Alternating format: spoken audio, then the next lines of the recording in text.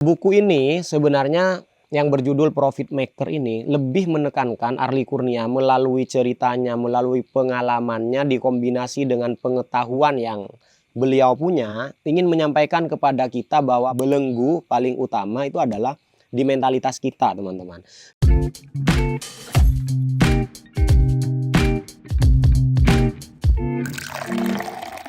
Salam ngopi-ngopi, ngobrol pintar penuh inspirasi.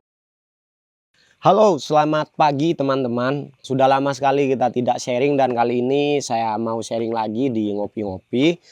Karena ada hal yang menurut saya sangat menarik dan mungkin perlu saya berbagi gitu kan kepada teman-teman, yaitu kita akan review tentang buku Profit Maker yang ditulis oleh Arli Kurnia. Seorang kawan membelikan saya buku ini dengan syarat katanya nanti di sharing apa yang saya tangkap dari buku tersebut. Dan saya sudah selesai membacanya dan alhamdulillah saya sangat dengan senang hati ingin mereview buku ini.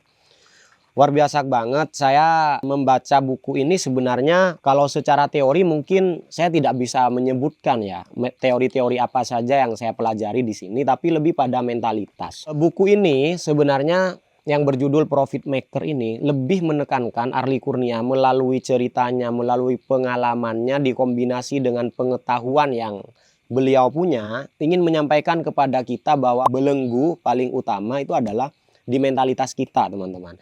Jadi mungkin teman-teman kalau soal teori yang terstruktur dan lain sebagainya itu tidak akan didapatkan di buku ini, atau mungkin itu didapatkan secara terpisah begitu kan. Mungkin ini nanti akan ada sequelnya juga.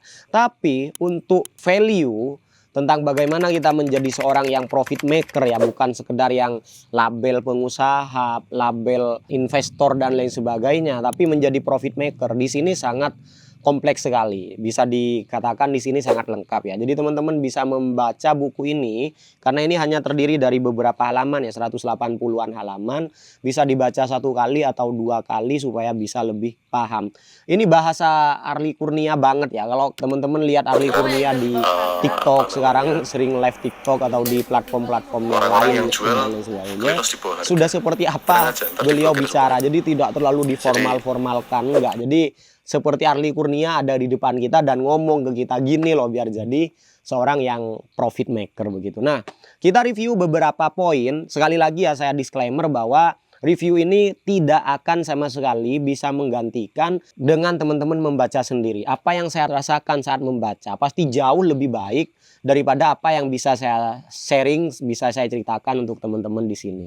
Oke, kita mulai dari poin-poin yang menurut saya berkesan banget gitu kan. Banyak sekali poin-poin yang sangat berkesan di buku yang cukup tipis ini. Jadi sangat worth it untuk teman-teman check out bahasanya ya, untuk teman-teman pelajari atau baca lebih lanjut. Pertama, skill detektif ya.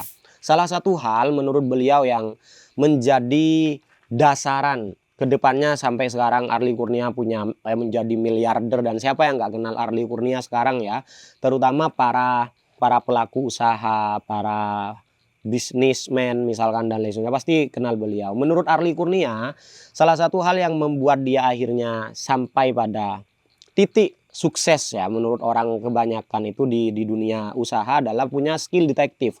Dari dulu Arli Kurnia itu seneng ketika melihat sesuatu, misalkan di sini ada HP, ada meja, di kafe ini ada ini, dia menelusuri gitu. Kayak harganya ini berapa, terbuat dari apa, terus keunggulannya apa yang membuat meja ini dibeli dan laku dan lain sebagainya. Beliau sudah melatih itu dari zaman kuliah mungkin ya, dari cerita ini ya.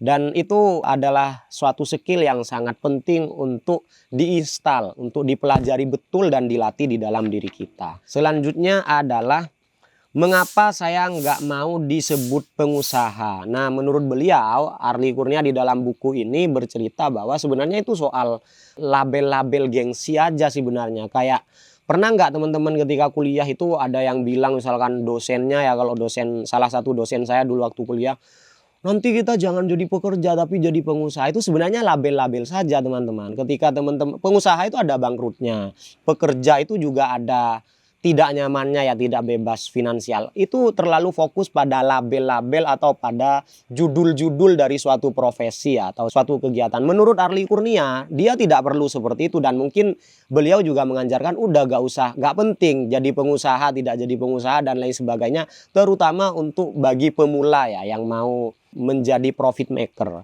Nah, fokusnya pada apa? Bagaimana dia bisa profit.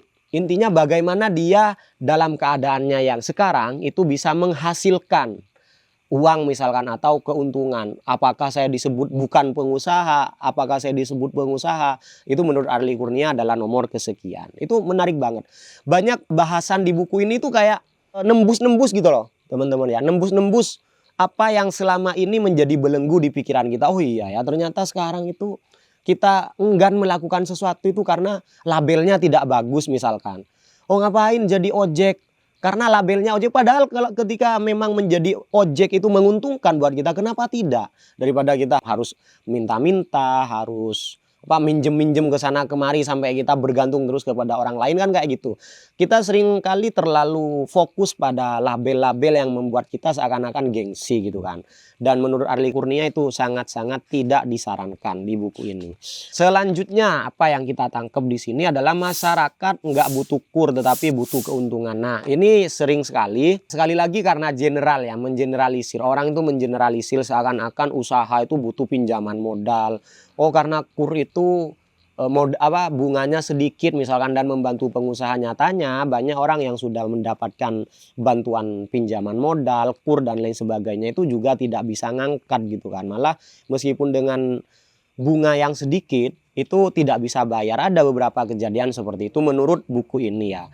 Nah itulah yang membuat Arli Kurnia berpendapat bahwa sudahlah gak usah fokus pada pinjaman-pinjaman bunga rendah dan lain sebagainya. Sekali lagi fokus gimana kita bisa membuat keuntungan, menciptakan keuntungan dengan apa yang kita bisa, dengan apa yang ada gitu. Gak usah terlalu masuk pada stigma bahwa menjadi pengusaha sukses itu harus pinjam. Oh ini ada pinjaman bunga rendah dan lain sebagainya. Menurut Arli Kurnia itu terlalu kesekian gitu. Yang pertama yang kita harus fokuskan adalah gimana bisa kita mendapatkan keuntungan dari kita berada dengan apa yang kita bisa, begitu ya teman-teman ya. Menarik banget. Ini memang bahasanya itu simpel-simpel banget. Jadi bukan seperti berteori menurut sejarah gitu, enggak teman-teman. Ini ya langsung-langsung aja beliau itu. Cerita itu langsung-langsung aja karena memang beliau memang sudah sangat expert ya mungkin di bidang tersebut. Bahkan Arli Kurnia itu kan dikenal sebagai pakar pelunas hutang kalau tidak salah. Dulu awal-awal saya tahu beliau di media sosial itu ya. Jadi memang beliau itu benar-benar secara tulus gitu sharing kepada kita semua para pembaca itu tentang hal-hal inti yang menurut Arli Kurnia gini aja deh gitu. Menurut Arli Kurnia gak usah yang rumit-rumit, yang jelimet gini aja wis. Kayak itu. Jadi bahasanya banyak yang to the point. Terus show me the market. Nah kalau bahasanya Arli Kurnia, daripada kita berkutat dengan produk apa, kita harus mau menjual apa dan lain sebagainya, untuk sukses kita harus gimana, mending kita fokus pada market ya. Market itu adalah sesuatu yang di sana itu ada kebutuhannya, banyak permintaannya begitu kan. Jadi beliau di sini salah satunya bercerita tentang salah satu sahabat Nabi yang paling kaya yang ditawari bantuan oleh sahabat Ansor kalau tidak salah ya, dan beliau hanya minta tunjukkan saya pasar di sini itu di mana begitu. Jadi beliau melakukan sesuatu, beberapa tahun kemudian beliau menjadi kaya lagi di situ. Lebih lengkapnya teman-teman memang harus baca sih. Selanjutnya apa yang kita dapat ya, poin di sini fokus ke profit bukan modal. Kembali pada bahasan yang tadi ya, kalau tadi soal pinjaman sekarang modal. Nah teman-teman, kita ini, saya terutama sering terpukul teman-teman, sering kayak punch ya, kena punch di pipi ketika apa-apa kita fokus pada modal. Saya sudah melakukan itu banyak sekali dan berhasil teman-teman. Saya dulu mau jualan kaos, akhirnya nyari modal dan lain sebagainya gitu kan. Berhasil dapat modalnya, kaosnya gak jalan. Saya pernah juga konveksi, gimana kita harus mengumpulkan modal minimal berapa puluh juta. Nanti kita jalan-jalan dan mati gitu kan. Jadi saya terpukul banget ketika Arli Kurnia bilang fokus itu pada profit bukan modal. Karena ketika kita fokus pada modal, sebenarnya ketika apalagi modal itu pinjaman, kita malah tertekannya gimana supaya bisa segera melunasi si modal ini. Terutama untuk yang awal-awal sangat tidak recommended. Yang dimaksud beliau adalah latihlah dulu kita untuk bisa membuat profit, make profit dulu, latih dalam hal apa kita bisa make money gitu kan. Misalkan kita adalah seorang copywriter, coba buat itu sampai menghasilkan uang ke kita. Kalau misalkan kita public speaking, coba gimana caranya public speaking itu bisa menjadi profit ke kita. Latihnya itu dulu. Jangan ketika apa-apa, oh saya melihat tetangga saya jualan kacang, saya mau jualan kacang juga tapi butuh modal dan lain sebagainya. Dan lain sebagainya. Soal modal gak selesai-selesai kata Arlie Kurnia. Kalaupun dapat modal, akhirnya kita harus mengalami sendiri kegagalan untuk membuktikan bahwa modal itu bukan segalanya begitu. Jadi latihlah menurut Arlie Kurnia di buku ini. Sekali lagi tetap ya pesannya yang sama, itu adalah latihlah diri kita untuk menjadi profit maker, pencipta profit gitu kan. Oke, kalau ini tentang value, kalau tidak salah ini tentang value ya. Pahami value, resep penjualan jadi laris, pahami value atau nilai. Jadi kadang kita itu terlalu fokus pada bentuk, terlalu fokus pada hal-hal yang terlalu jauh. Padahal menurut Arlie Kurnia, memahami value untuk menjadi profit maker itu adalah kunci. Value itu gak ada bentuknya teman-teman, value itu ada di mana-mana. Dan bentuk itu selalu mengikuti value begitu ya teman-teman ya. Jadi itu yang dilatih untuk Arlie Kurnia. Di sini ada cerita-cerita tentang bagaimana Bob Sadino akhirnya bisa sukses dan lain sebagainya begitu ya. Oke, selanjutnya apa yang kita tangkap dari sini yang sudah kita tandai. Nah ini yang menarik ya, seperti yang sering disampaikan Arlie Kurnia, ini banyak sekali mungkin diulang oleh beliau. Mulailah dari apa yang Anda bisa. Teman-teman itu jangan berkaca dulu pada teman kalian yang sudah memulai usaha 10 tahun yang lalu sampai sekarang dan dibandingkan dengan teman-teman sekarang. Jangan, itu malah membuat kita minder, membuat kita kayak tidak percaya diri untuk menjadi sukses gitu kan dan lain sebagainya. Jangan, tapi mulai dari apa yang Anda bisa. Di sini bahkan ada rumusnya ya dari Arlie Kurnia, disebutin apa enggak ya. Nah, di sini ada disebutin ya bahwa pertama minimal 3 hal ya teman-teman. Di sini ditulis apa yang Anda bisa. Kita itu apa sih yang kita bisa? Punya keahlian apa sih? Meskipun gak ahli-ahli banget dulu. Kita itu sebenarnya bisanya apa? Apakah kemampuan kita itu di bicara, apakah kemampuan kita itu di menulis, apakah kemampuan kita itu di desain atau video editor ataupun di jualan dan lain sebagainya. Kita harus menganalisa dulu, kita harus berkenalan lebih dalam dulu dengan diri kita. Sempatkan waktu untuk kita berkenalan dengan diri kita supaya lebih paham. Sehingga kita tahu sebenarnya apa aja sih yang bisa kita lakukan ini, kayak gitu. Terus apa yang Anda punya. Misalkan saya bisanya public speaking nih, kayak buat ngopi-ngopi, apa yang saya punya. Misalkan saya punya HP. Saya tidak bisa ngedit sama sekali teman-teman, yang ngedit video dan lain sebagainya. Tapi fokus pada apa yang tidak saya bisa membuat saya tidak ngapa-ngapain gitu kan. Jadi ya udah saya fokus, saya bisa ngobrol di depan kamera. Terus saya punya HP yang ada kameranya begitu kan. Terus apa yang bisa Anda lakukan dari kedua hal tersebut? Lalu apa yang bisa saya lakukan ketika saya bisa ngobrol dan saya sudah punya kamera? Oh, apakah saya membuat video setiap hari, cara membuat tutorial gimana supaya tidak malu-malu di depan kamera, terus saya share dan lain sebagainya. Apakah sekedar teman-teman melek teknologi aja sekarang tuh sudah skill loh sebenarnya. Jadi itu menurut Arlie Kurnia, jangan terlalu fokus pada hal-hal yang jauh di sana, di luar sana. Fokus aja pada apa yang kita bisa, apa yang kita punya, dan apa yang kita bisa lakukan dengan itu semua. Itulah strategi untuk bisa menjadi seorang yang profit maker. Kalau kita sudah biasa terlatih seperti itu, kita nangani apa gitu bisa profit teman-teman. Dan profit itu tidak dalam artian negatif ya, bukan dalam artian kayak memarkup harga dan lain sebagainya, bukan. Tapi bagaimana akhirnya sesuatu yang punya nilai bisa kita kembangkan begitu, baik di dalam diri kita atau di sekitar kita, menjadi keuntungan untuk kita dalam artian yang positif begitu.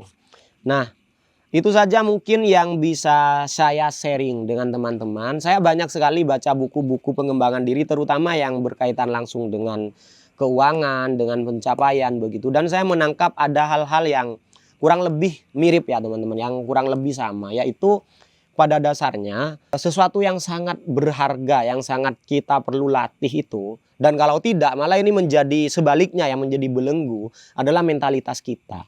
Kalau di sini sebenarnya lebih pada bagaimana kita berani bertindak begitu kan. Bagaimana ketika kita sedang mengalami masalah tidak membuat kita diam.